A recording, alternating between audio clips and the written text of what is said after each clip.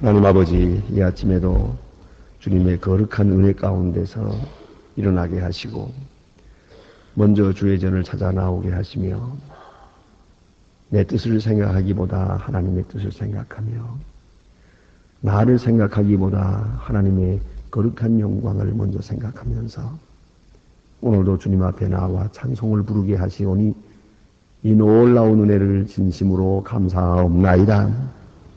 게으른 자를 부지런하게도 하셨고 종종 넘어지는 사람들을 일으켜 주시기도 하며 많은 날 실수하기 쉽고 항상 주저하며 하나님의 거룩한 일을 깊이 하기도 하며 하나님의 뜻을 짐짓 범하기도 하는 미련한 저희들을 꾸짖지 아니하시고 오늘 이 아침에도 주의 종으로 불러주시오니 이 은혜와 사랑 진심으로 감사하옵나이다. 하나님 아버지, 주의 은혜 가운데 이 시간이 있음에 이제 주 은혜 가운데서 다시 새로워질 수 있게 하시며 때묻은 부분과 병든 부분과 시든 것과 약해진 부분을 치유하여 주시사 새 마음, 새 용기, 새 믿음으로 새롭게 출발할 수 있는 이 아침이 되어지기를 기도하옵나이다. 많은 날 실패했다고 또 실패할 것으로 좌절되지 않게 하시고 또한 지난 날에 실수가 많았다고 다시 실수할 것으로 생각하고 그리고 일어나지 못하는 미련한 사람이 되지 않게 하옵소서. 창조적인 역사가 오늘 나타나서 한평생 생각하지 못했던 것도 생각하고 한평생 이루지 못한 소원도 이룰 수 있다는 것을 믿고 주님의 거룩한 은혜에 의지하여 새롭게 시작하는 귀한 아침이 되어지기를 기도하옵나이다. 한평생 미워하며 살던 사람을 사랑할 수도 있게 하시고 한평생 짜증스럽게 살았으나 이제는 보람과 기쁨에 넘치는 그런 생을 살아갈 수 있게 도와주시기를 기도하옵나이다. 아버지 하나님, 한없이 약한 저희들입니다마는 이제 오늘은 믿음으로 강한 사람으로 나타나게 하소서. 죄도 이기고 슬픔도 이기고 절망도 이기고 근심도 이길 수 있는 하나님의 사람으로 살기를 간절히 기도하옵나이다. 은혜로우신 아버지여, 오늘도 주님께서 큰 권능을 더해 주셔서 하나님의 말씀을 바로 전하고 바로 깨닫게 하시고 그리고 이 말씀이 들려지는 모든 사람들의 마음속에 생명의 역사, 구원의 역사가 나타나 주시기를 기도하옵나이다. 특별히 저희 교회를 위해서 봉사하는 분들, 이름 없이 빛 없이 수고하는 귀한 일꾼들에게 그 진실을 기억하시고 하늘로 주시는 큰 은혜와 축복으로 도해 주시기를 기도하옵나이다. 내놓으신 아버지여, 저희 교회가 교회된 본분을 다하게 하소서. 구부러진 세상을 바로잡기도 하며 어두운 세상을 비칠 수 있는 그러한 등대의 역할을 잘 감당하게 도와주시기를 기도하옵나이다. 이 나라를 돌보시옵소서. 대통령으로부터 국무원 모든 국회의원들까지 그리고 모든 공무원들이 정직하고 진실하게 행하게 하시고 모든 불의와 부정에서 떠나서 하나님 앞에 정직하게 설 수 있게 되기를 기도하옵나이다. 온 국민은 한 마음 한 뜻 되게 하시고 잘 살기보다는 보다 더 정직하고 부지런하게 살 수 있는 아름다운 새로운 가치관을 세우고 살게 되기를 기도하옵나이다. 은혜로우신 아버지여, 오늘도 주께서 저희들을 부르셨사오니 주 부름에 합당한 생을 살도록 도와주시옵소서. 저 북녘 땅의 은혜를 도하시사 그 많은 고통과 굶주림과 질병에서 건져주시기를 기도하옵나이다. 어서속히 복음으로 통일하는 일이 있게 하시고 그날을 위해서 우리가 무엇을 예비해야 할지 당연히 해야 할 일을 선히 할 수 있게 도와주시기를 기도하옵나이다. 아버지 하나님, 오늘도 함께 계시사 해외에 있든지 여행 중에 있든지 군문에 나가 있든지 또 공부하는 자녀들 하나하나 다 돌보아 주시옵소서. 그리고 병중에 있는 분들과 슬픔을 당한 가정의 위로를 도와시며 소망의 식구들 어디에 있든지 우리의 기도가 그곳에 응답되게 하시고 주 안에서 이 날이 복되며 가장 행복한 날도 되고 주의 은혜와 사랑을 간증하는 날이 되게 하여 주시옵소서. 이 날이 주님과 함께하는 그리고 동행하는 은혜의 날이 되기를 바라오며 주 예수 그리스도의 이름으로 기도드립니다. 아멘. 하나님의 말씀 계속해서 우리 잠언 17장 이어지겠습니다.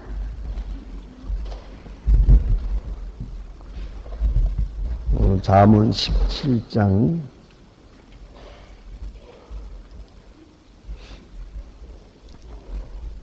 잠언 17장 9절로 17절까지 보겠습니다.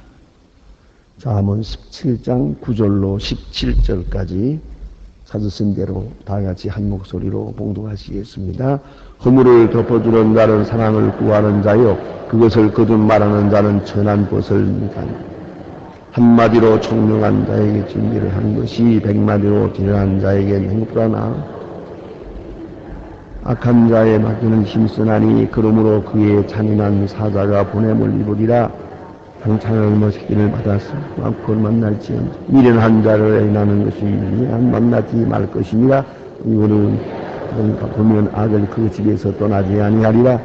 다투는 시작하면 과연 물이 샘을 같은 싸움이 일어나기 전에 시비를 그칠지니라. 악인의 의롭다 하여 말하라. 주도하는 자는 여호와를 미워하심을 입는 미련한 자는 무지를 하거든 손에 갚을 것을 지혜를 사려고 지민고 친구는 사랑이 끊어지지 아니 형제는 위급한 때에 위급해서 나는다. 아멘. 오늘 주신 솔로몬의 잠언입니다. 오늘은 특별히 지혜로운 자와 어리석은 자를 비교해서 우리에게 말해주고 있습니다. 우리가 덕 중에 가장 높은 덕이 바로 지혜라는 것을 언제나 생각해야 합니다. 지혜는 눈에 보이는 것이 아닙니다. 우리는 가시적인 것, 물질적인 것, 물리적인 것 이런 것을 그걸 소중히 여깁니다마는 지혜로운 자는 눈에 보이지 않는 지혜를 소중히 여깁니다. 그래서 그 어떠한 값을 지불하고라도 지혜를 살려고 합니다. 또 반대로 어떤 희생이 주어졌더라도 지혜를 얻을 수만 있다면 그것은 더 큰 것을 얻은 것이 되기 때문입니다. 모든 것 중에 지혜를 가장 귀중하게 여기는 그런 가치관이 먼저 소중하다고 생각합니다. 오늘 여기에 지혜로운 자와 어리석은 자를 비교하고 있습니다. 허물을 덮어주는 자는 사랑을 구하는 자요 그랬습니다. 사랑을 구하는 사람, 사랑받기를 원하는 사람은 허물을 덮어준다 그런 말입니다. 반대로 허물을 덮어주지 아니하는 사람은 그건 이간하는 사람이라고 합니다. 사랑은 허다한 허물을 덮는다. 베드로서에 그런 말씀이 있습니다. 우리는 때때로 그런 경우가 많아요. 무슨 걱정이 돼서 그럽니다 해놓고는 남의 허물을 말하고 있거든요. 깊이 생각해야 합니다. 그래 말해서 무슨 소득을 보겠다는 겁니까? 우리는 물질을 주는 것, 우리는 물건을 주는 것을 그 사랑이라고 생각합니다만은 사실은 그건 아주 사랑 중에 가장 낮은 사랑입니다. 그보다 더 중요한 것은 명예를 주는 것이고 더 중요한 것은 의의를 주는 겁니다. 의의를. 그러니까 지금 의의가 손해보고 있는 사람이 있어요. 의의가 무너지고 있습니다. 우리가 그것을 내가 그 의의를 막아줄 수 있다면 세워줄 수 있다고 합니다. 또 어떤 사람이 명예가 지금 떨어지고 있습니다. 추락하는 명예를 내가 붙들어서 그를 도와줄 수 있다면 이보다 더 큰 사랑이 없습니다. 우리 사랑이라고 할 때는 우리는 꼭 물질로 계산합니다만은 가장 큰 것이 이런 겁니다. 그래서 내가 좀 미련한 사람이 되더라도 상대방을 지혜로운 사람이 되게 하고 내가 불의한 사람이 되더라도 다른 사람을 의롭게 하는 것이 진정한 의미에서의 복된 길입니다. 이거는 책에 보니까 이런 말이 있습니다. 사람은 언제나 선과 행복과 의 이 둘 중에 하나를 선택해야 하는 그런 선택적인 생활을 살게 된다 그래서요. 내가 옳다고 하겠느냐 이거예요. 내가 옳다고 인정하길 바라느냐 인정받길 바라느냐 아니면 행복하길 바라느냐 하는 겁니다. 어떤 대결에서 말을 할 때 내가 옳다고 하는 자꾸 주장을 하게 되면 상대방은 나쁘다는 말이 되죠. 이렇게 일이 되어서 내가 옳다고 인정을 받았다고 합시다. 그럼 나는 의의는 얻었어요. 그러나 상대방의 마음을 아프게 해서요. 결국은 나는 행복하지 못합니다. 반대로 다른 사람은 옳다고 그러고 나는 잘못했다고 했어요. 그러면 나는 잘못했고 당신은 옳았습니다 하고 말하면 그 순간에 내 의의가 무너지는 것 같아요. 그래서 상대방의 의의를 높여줬어요. 결국은 나는 행복합니다. 그래서 의의를 내놓고 행복을 얻는 것이 지혜로운 것이다 하는 말입니다. 때로 우리는 싸워서라도 자기가 옳다고 그래요. 그 옳다고 팍팍 우겨놓고서 그 다음에 가만히 뒤에 보세요. 마음이 편해요. 그 다른 사람 잘못했다는 걸 고백을 받아내세요. 잘못했다는 말까지 그냥 받을 때까지 싸웠어요. 그리고 마음이 시원하더냐고요. 차라리 상대방을 옳다고 그러고 내가 편안한 게 낫지요. 이걸 잊지 말아야 돼요. 이게 지혜의 옷이다. 오늘 보니까 남의 허물을 덮어준다. 이것이 문제가 어디에 있는 거 아니? 남의 허물을 덮어주는 순간 마치 내가 허물된 사람이 되는 것 같거든요.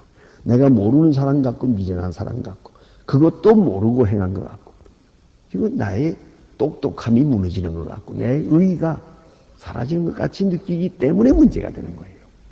그래서 우선 남의 허물을 열심히 이야기하고 다니기 좋아하고 또 하나는 좀 더 중요한 심리학적 이유는 다른 사람들이 다 허물된 사람이 되는 순간 자기 허물도 덮어진다고 생각하거든요.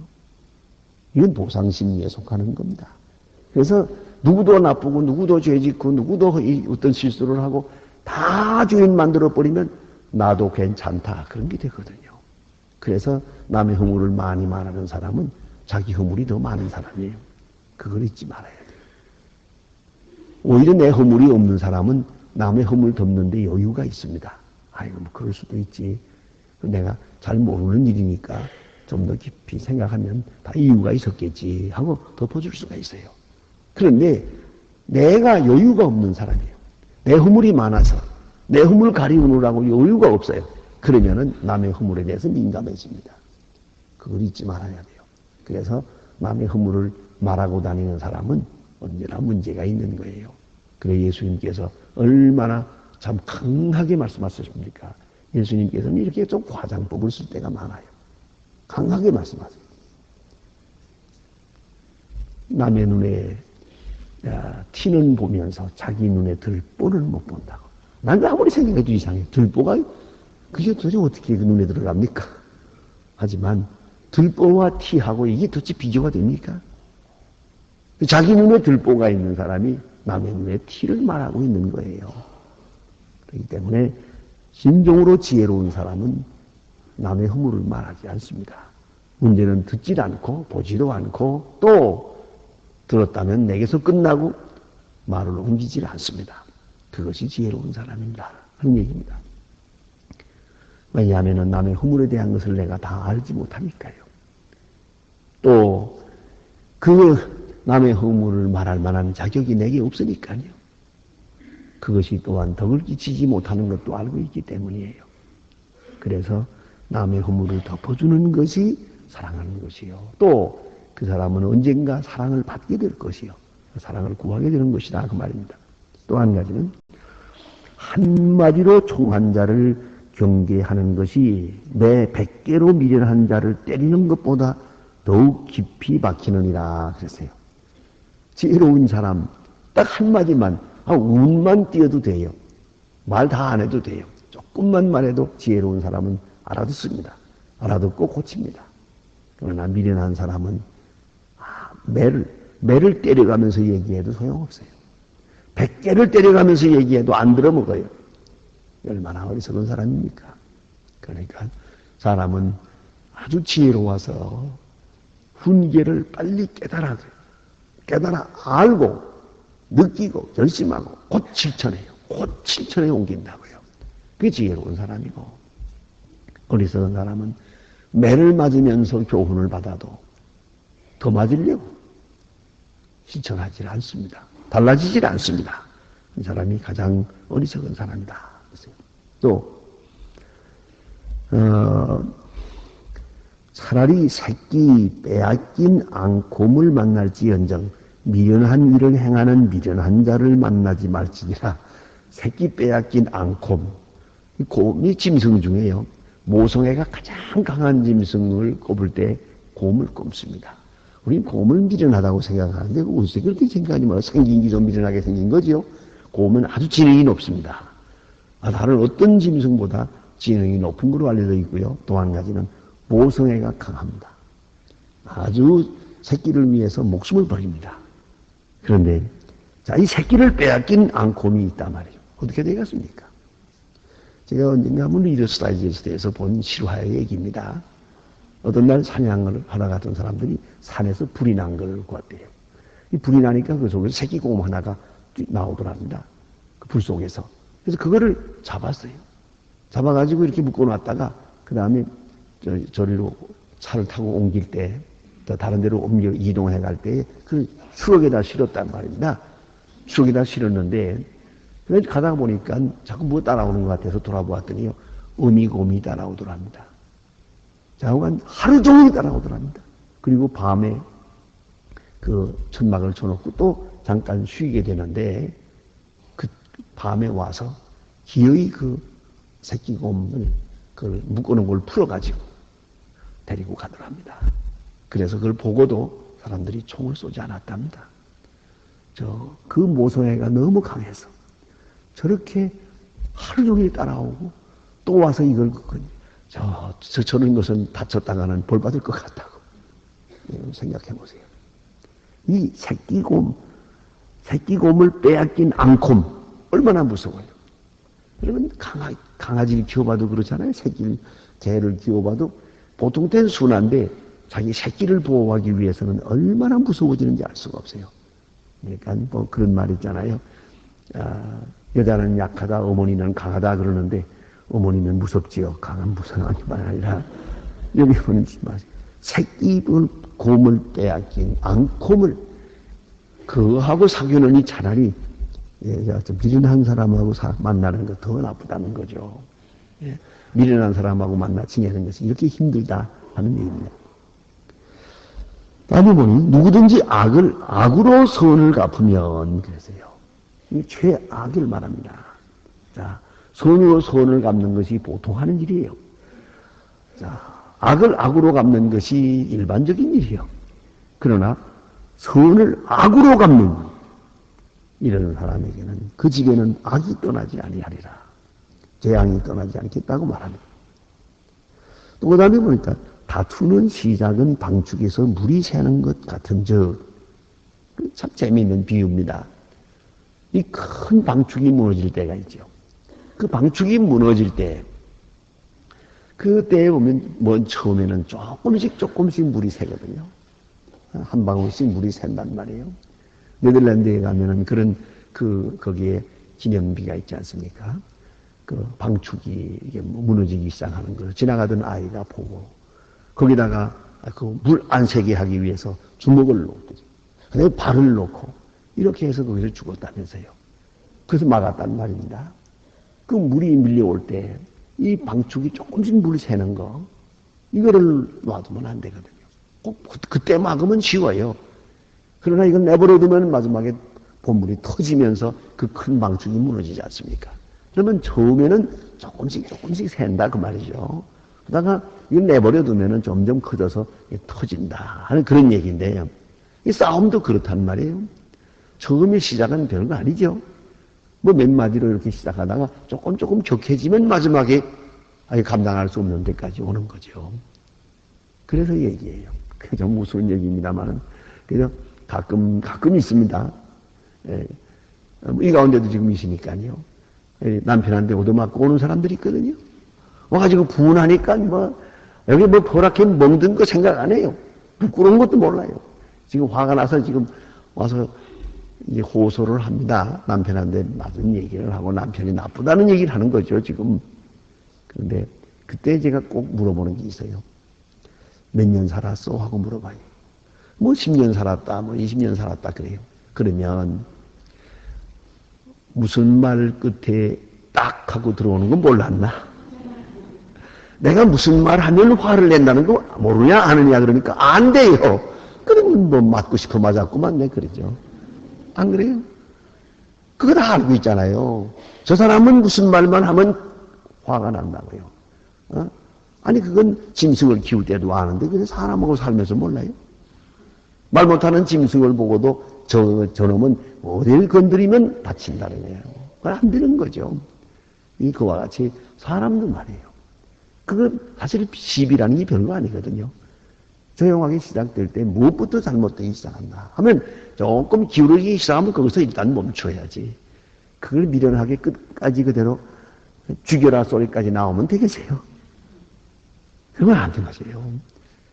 그와 같아. 시비라는 것은 마치 방축에 물이 새는 것과 같다. 조금씩 새다가 마지막에 크게 방축이 무너지는 거죠. 그렇다면 시비를 이렇게 되기 전에 싸움이 일어나기 전에 시비를 그칠 것이니라. 얼마나 중요한 얘기예요. 싸움이 일어나기 전에 시비를 그치라. 방향을 돌려. 분위기를 바꿔버려. 이게 지혜가 아닙니까? 그럼 여기서 말하는 지혜로운 자는 시비를 싸움이 일어날 때까지 끌고 가지 않는다. 그것이 지혜로운 자예요. 어리석은 사람은 죽이고 살리는 데까지 간다. 이런 거예요. 치고받는 데까지 간다. 이게 어리석은 사람이죠. 그리고 뒤에는 후회하고요. 이게 무슨 일이겠습니까? 어리석은 사람의 모습입니다.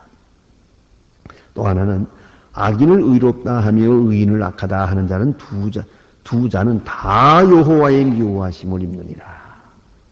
악인을 선하다고도 하지 말고 선을 악하다고도 하지 말 것이요. 항상 정직한 말이 필요하다는 말이고요. 그 다음에 여기 보니 이런 말이 있어요. 미련한 자는 무지하거늘 손의 값을 가지고 지혜를 사려 하면 어찌미뇨. 그런 말이 있어요.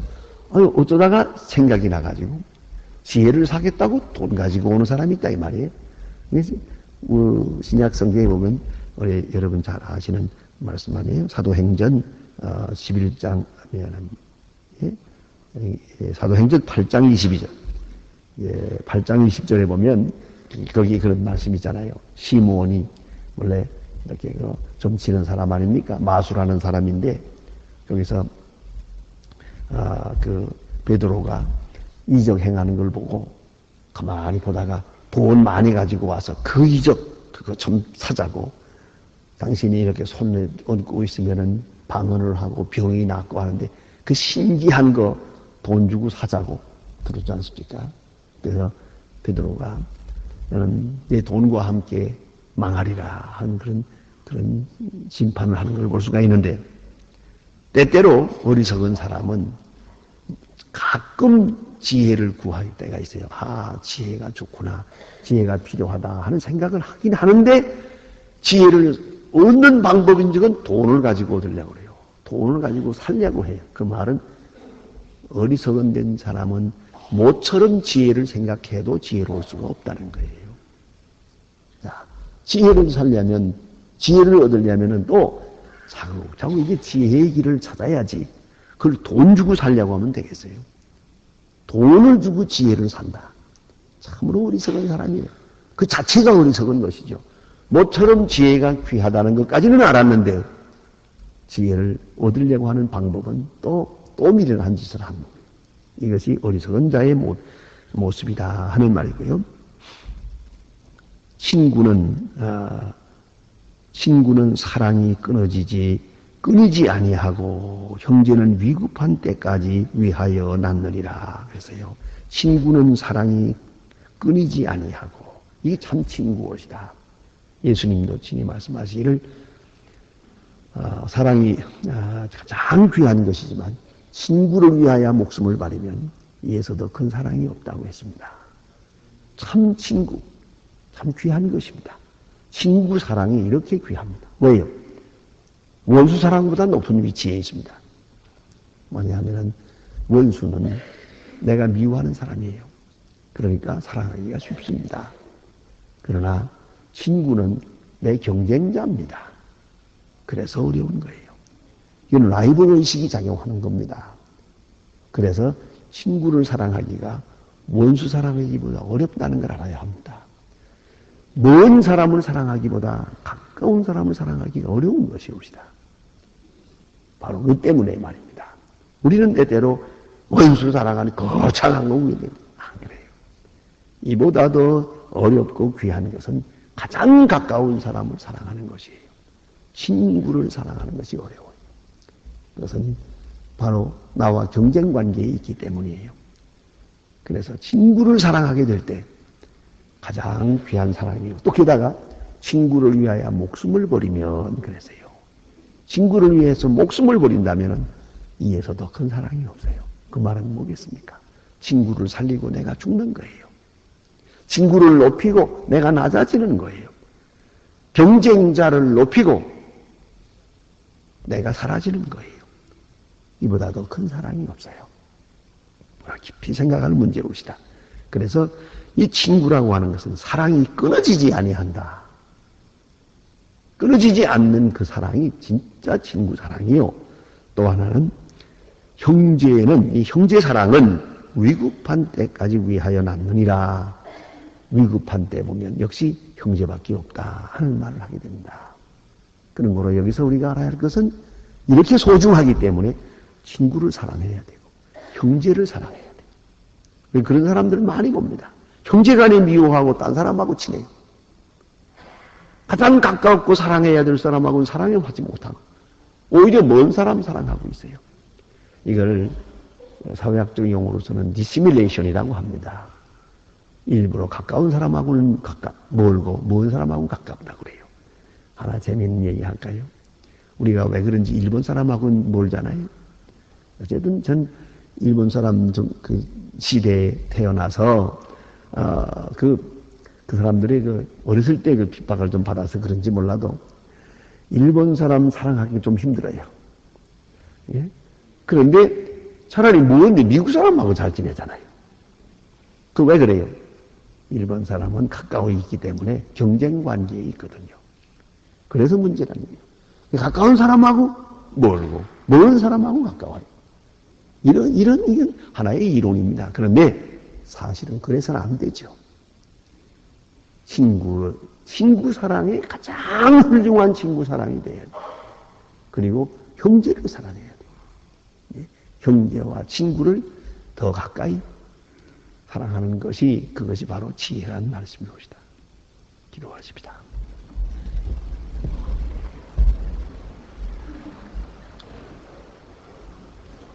하늘에 계신 우리 아버지시여 이름이 거룩히 여김을 받으시고 나라의 마옵시며 뜻이 하늘에서 이루어진 것 같이 땅에서도 이루어지니 오늘날 우리에게 일용할 양식을 주옵시고 우리가 우리에게 죄 지은 자를 사하여 준 것 같이 우리 죄를 사하여 주옵시고 우리를 시험에 들게 하지 마옵소서 다만 악에서 구하옵소서 내 나라와 권세와 영광이 아버지께 영원히 싸움나이다.